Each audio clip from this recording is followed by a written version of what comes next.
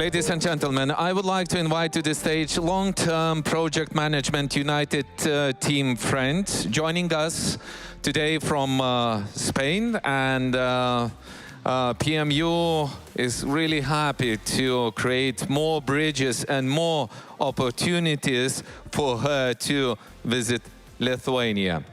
She brings almost 2 decades of extensive project, program, and portfolio management experience in the Microsoft Dynamics software industry. So, ladies and gentlemen, please welcome Žydra Tubelytė. Hello. Good to be here and extremely happy to be in my home country, in Lithuania. And today I'm by listening presentations of other speakers, of Leila talking about big data, Dov talking about ChatGPT, and also by myself having the feeling that it's a lot of things going on, a lot of disruptive technologies all around us. And when I saw that chart recently, I understood that it's not only my inner feeling, it's the speed how us, as a people, adapting and learning new technologies is much faster. Our best friend of every day is internet. It took 7 years for internet to reach 100 million users, while ChatGPT, the most successful technology that we have so far, reached 100 million users within just 2 months. After 5 days, they had already 1 million. So, if to add to that picture, to disruptive and emerging technologies that we have, global climate change, war, COVID pandemic, all those things impacting how we work, how we do business in the companies. And we as a project managers are those who are leading those changes and who are leading and implementing new technologies, new ways of working. Are all people happy about the change in the company? Some of them, yes, and you see by the numbers on the screen, that's a lot of people that are welcoming news and so on. But it is an important group of the stakeholders that we have that are resisting to change. And those are my main topic.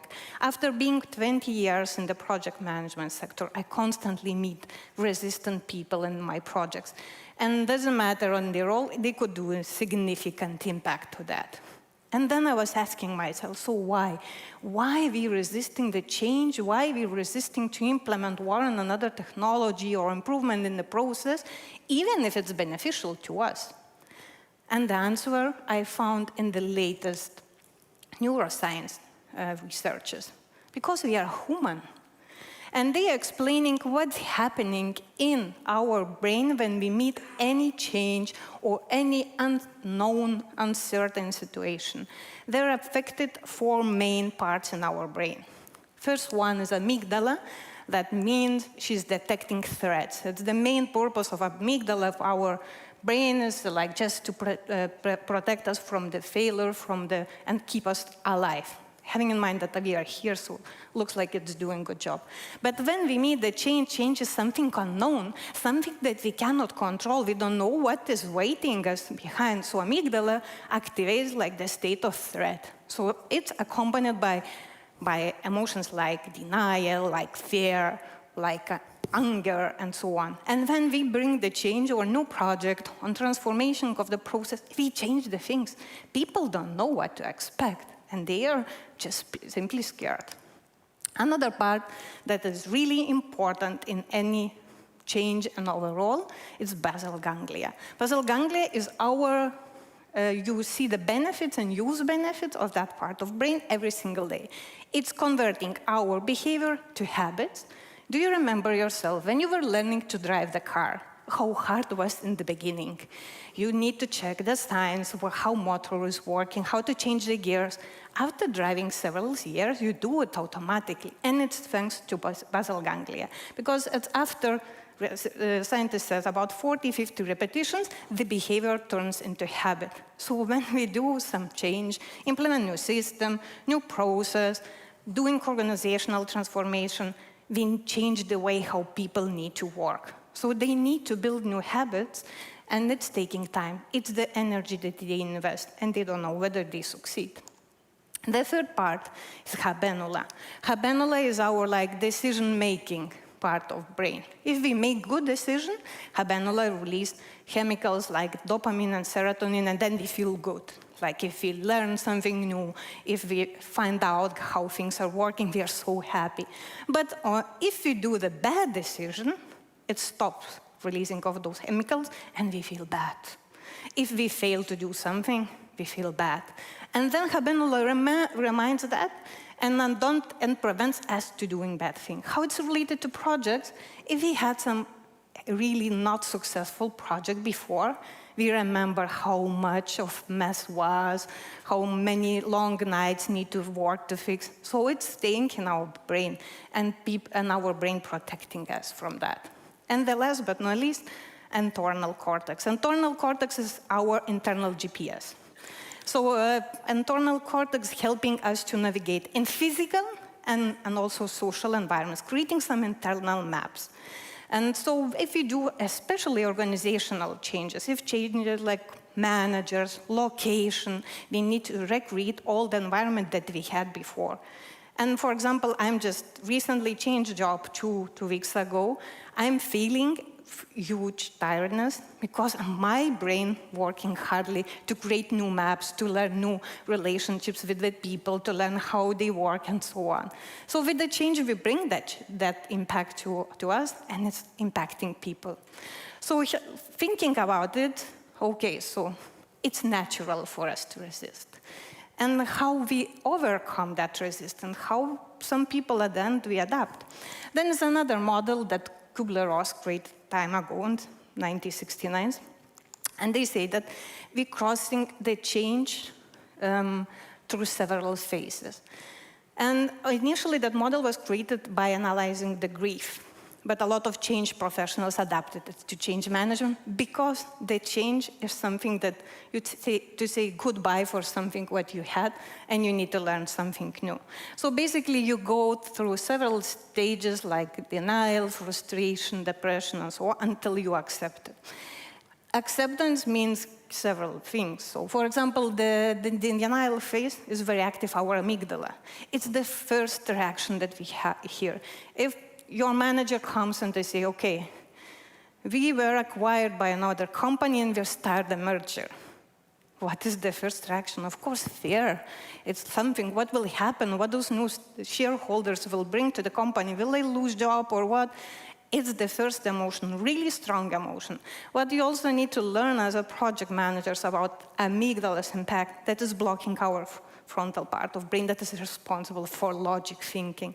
So it means that people are strongly emotional and cannot think a lot. It's also typical when you do change communications, you need to repeat it many times because people are not able to remember it.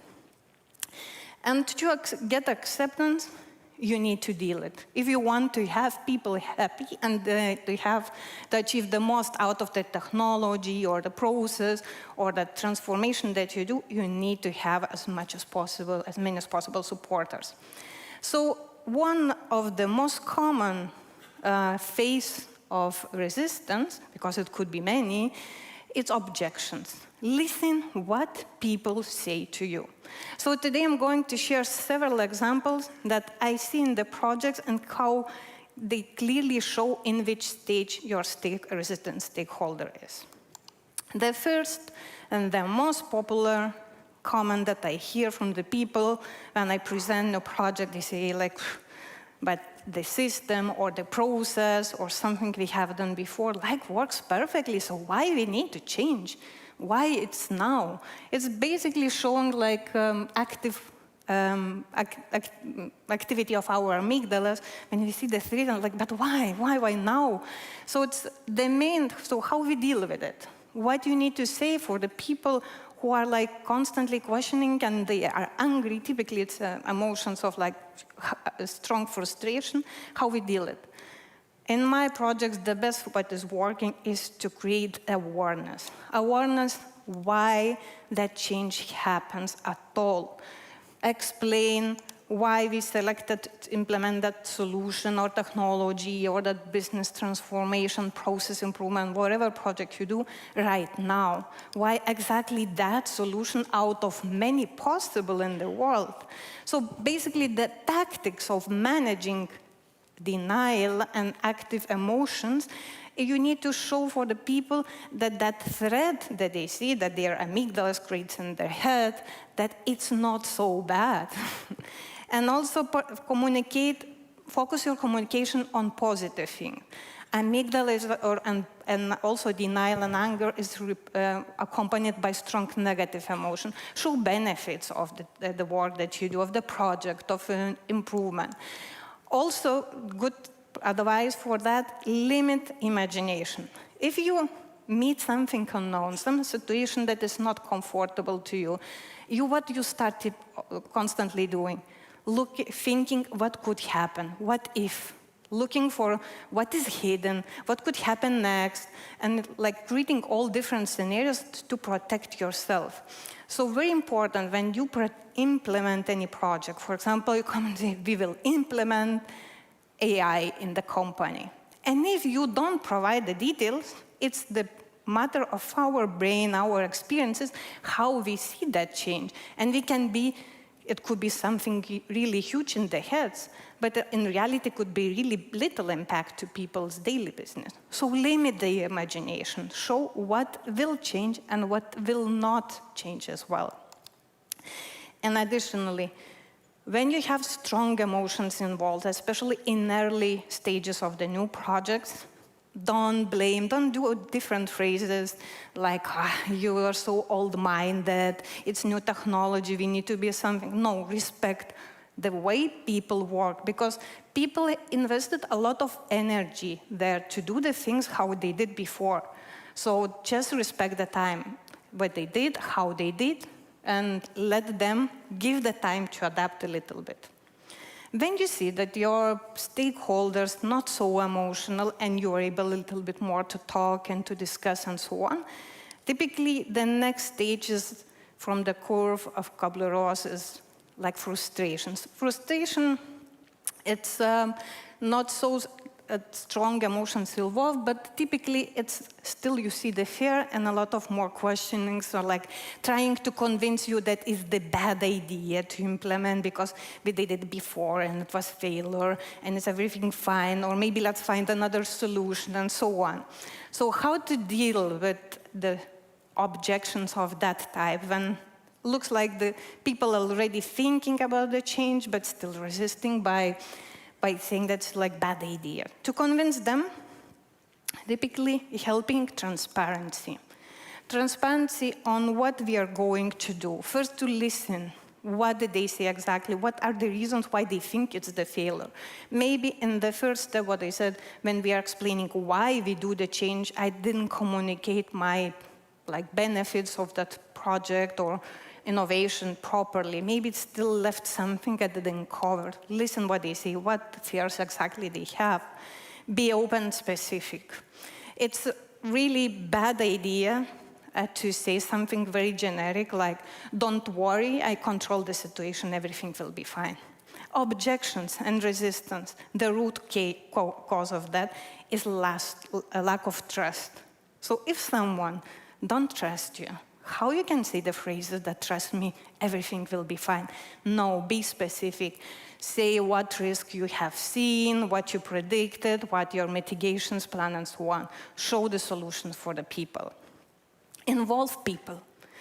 The change, what it gives for us, the feeling that we lost of control. Because someone brings something new system, new process, new shareholders in the company.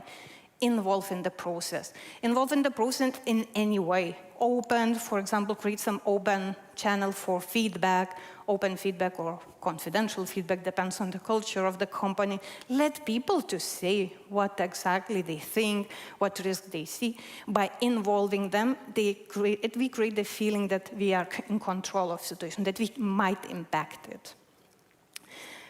In addition to that, it's very often one of those fears that will be failure because maybe in the past people didn't have enough time to learn, to gain new skills or new ways of working. Show how much time you plan for learning, what simulations you will do, and that they would feel comfortable that it wouldn't be the same, like tomorrow is go live, be ready.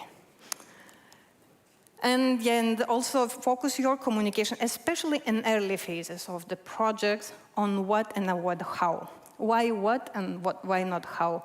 Because in the beginning of the projects, typically we have a lot of unknowns by ourselves. We're still thinking and building the plans and so on. So focus on what you know, and how you deal with that, and not on how. Because if you will come to a resistant stakeholder and they will start questioning you how to do that and how you will do that, no, don't go, because if you don't have answer, you wouldn't build trust with that person.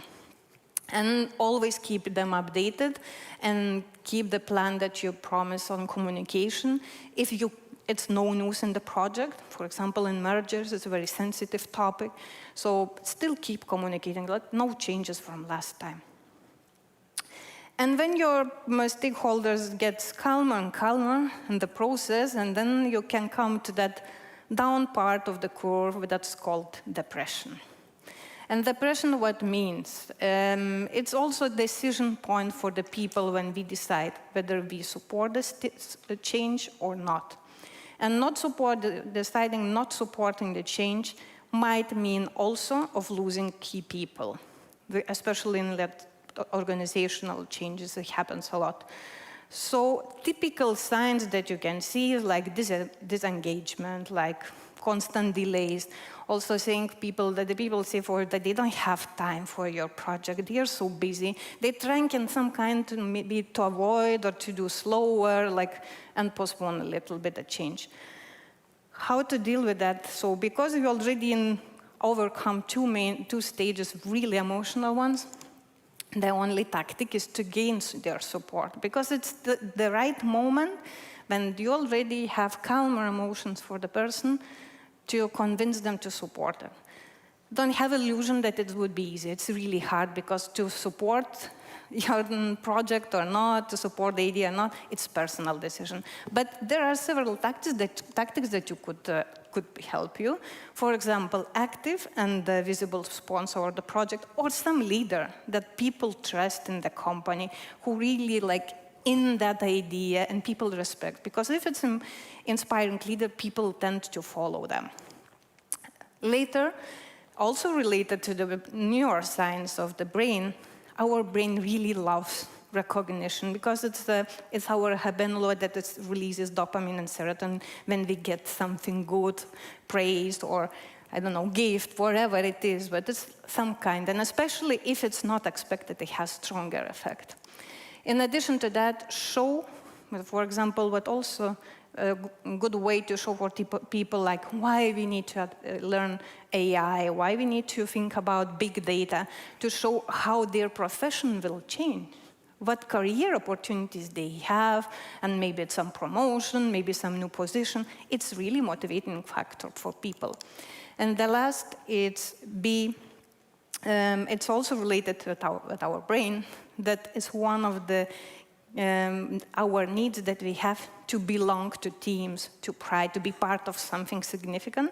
So if you have already significant group in the company that support the change, that one who is resisting most probably would like to join, because it's better to be in the team, to be surrounded by the people. Again, coming from all times of brain, it's more protected, it's safer.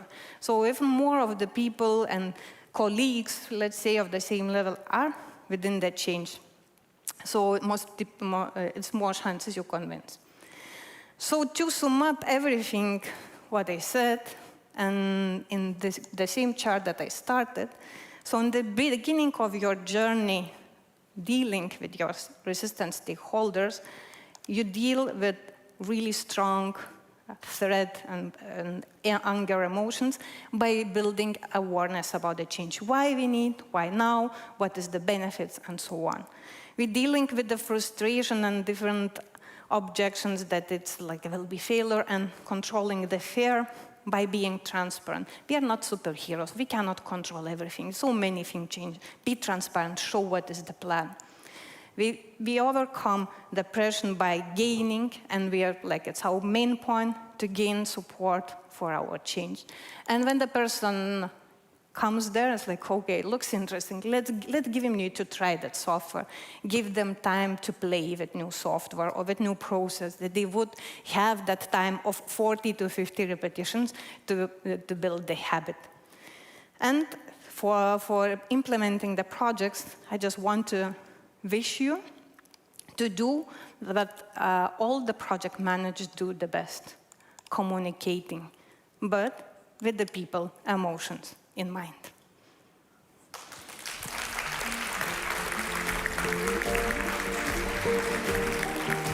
Žydra, thank you so much, but can we go back to your last slide? Could you put slides again on the screen?